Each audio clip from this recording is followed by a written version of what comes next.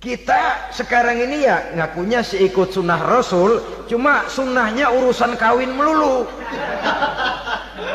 Ada duit sedikit, kawin maning, kawin maning. Ditanya orang kenapa kawin melulu, sih mas sunnah Rasul. Bukan main. Kalau sudah urusan kawin pahlawan betul sunnah Rasul. Padahal kawin lagi dalam Islam itu sungguh pun boleh, tapi tidak diperintah. Tidak diperintah, memang cuma boleh. Itu kalau dalam pesawat itu cuma semacam emergency exit lah ya. Yang tidak boleh sembarang waktu bisa dibuka. Kalau memang sanggup berlaku adil, tafadhol. Kalau tidak, satu juga nggak habis. Lagian saya kira perempuan itu kan cuma perbedaan rupa saja, perbedaan selera saja. Seperti singkong dengan sate, bedanya kan cuma di tenggorokan. Kalau sudah masuk ke perut, kenyangnya kan sama. Perempuan cuma berbeda dalam selera, rasanya barangkali ya, barangkali.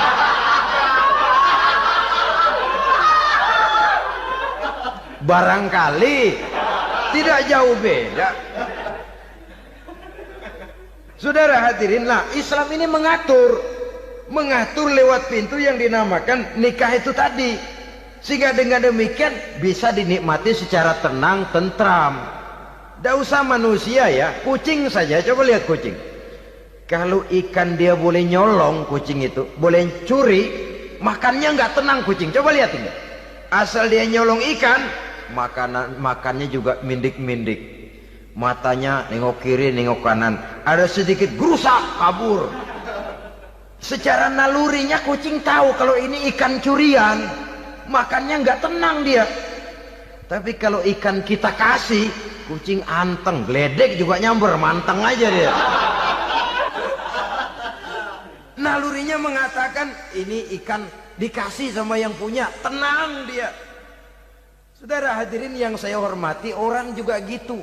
Kalau hubungan suami istrinya sudah sah, diikat dengan akad nikah, tenang, anteng, nggak gerasak gerusuk, nggak kayak diubur-ubur maling, anteng aja. Dan yang ngintip juga gua cuek aja udah.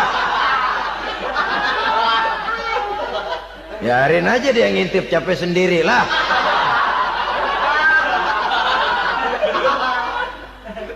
Tapi kalau nyuri-nyuri, coba lihat dah. Mana di kebun banyak nyamuk, Hansip mukul tiang listrik, dia yang bingung. Islam ini sesungguhnya memudahkan jalan, saudara-saudara. Jadi sebagai social agent, wanita bisa berperan untuk itu. Apalagi untuk hal-hal yang menyangkut wawasan kemanusiaan, di mana kaum wanita karena emosinya lebih tinggi daripada kaum laki-laki, dia sangat peka terhadap masalah-masalah yang menyangkut kemanusiaan. Hatinya mudah tergugah, perasaannya cepat terenyuh. Dengan penderitaan dia cepat tergugah. Dia bisa menjadi social agent tanpa harus melupakan fungsi utama sebagai istri dan sebagai ibu dari anak-anaknya, sebagai istri dari suaminya.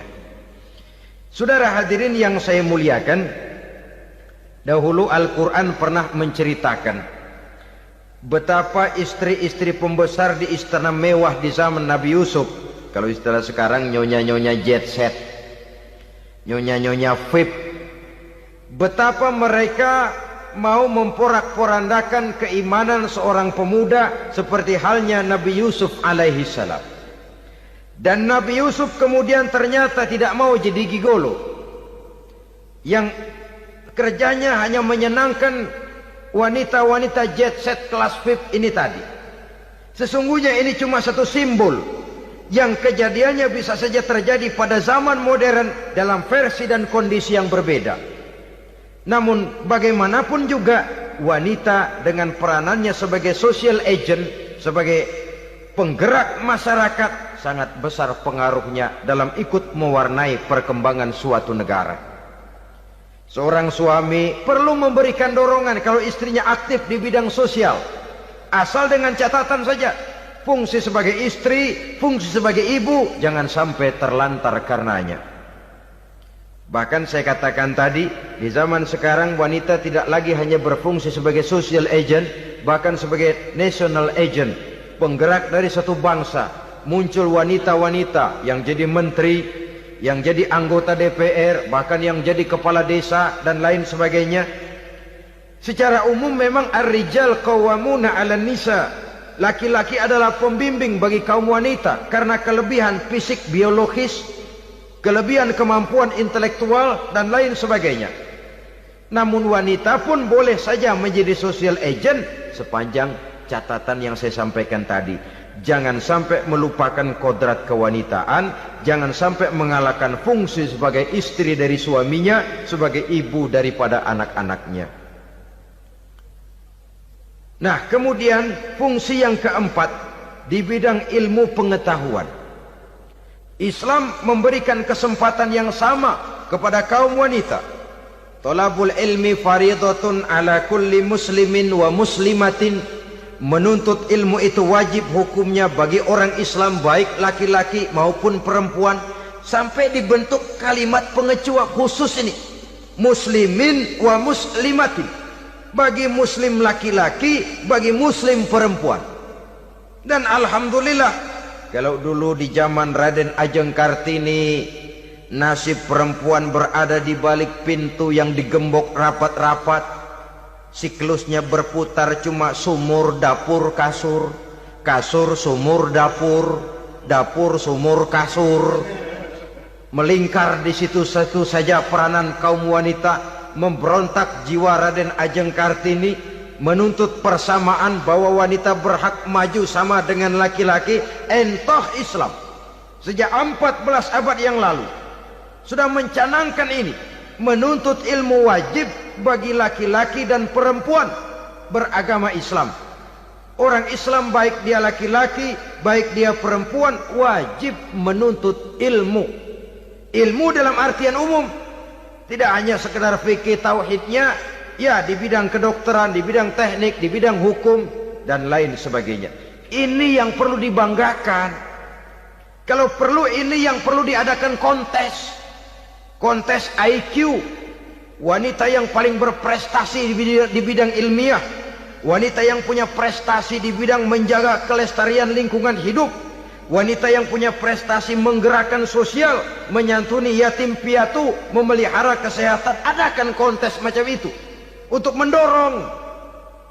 Ini enggak, kalau kontes yang diukur betis, bibir, pinggul, payudara, lubang hidung, ukur sekalian kita. Apa manfaatnya dan apa unsur pendidikan yang ada di dalamnya? Tidak menguntungkan, tidak mendidik, dan tidak membawa manfaat. Kecuali lalu yang timbul pola hidup konsumen, pola hidup konsumer, pola hidup yang material, pola hidup yang wah, pola hidup yang gemerlapan. Ya, kalau oleh anak-anak muda yang terjangkau. Kalau tidak, dia hanyut ditelan mimpinya. Dia ingin bergaya hidup jet set, sementara dia dihadapkan oleh kenyataan bahwa dia tinggal di kampung, ibu bapaknya orang kampung, dan lain sebagainya. Jiwanya berontak, terjadilah kegalauan, terjadilah kerancuan, terjadilah komplikasi, perang di batin antara keinginannya dengan lingkungan nyata yang dihadapinya. Dan kalau sudah ada gejala semacam itu, penyakit-penyakit kejiwaan akan mudah muncul. Ini gejala terutama buat orang-orang yang tinggal di daerah transisi. Kota besar bukan, kampung banget juga enggak. Daerah cekak. Akibatnya gayanya ya sering gaya enggak karu-karuan. Gaya kepalang tanggung jadinya. Saudara hadirin yang saya muliakan, akhirnya apa? Santri tapi lagunya kayak koboi. Koboi tapi sesungguhnya santri. Saudara hadirin yang saya hormati, dengan demikian maka di bidang ilmu pengetahuan wanita mempunyai peranan yang sangat besar. Dia bisa tampil dengan karya-karya ilmiahnya yang membawa manfaat bagi perkembangan agama, bangsa dan negaranya. Majulah kaum wanita dengan ilmu pengetahuan, tuntutlah ilmu seluas-luasnya. Kita hidup di satu negara yang merdeka, kita beragama yang memberikan satu keyakinan bahwa menuntut ilmu merupakan kewajiban, bahwa peranan wanita tidak hanya di belakang dapur,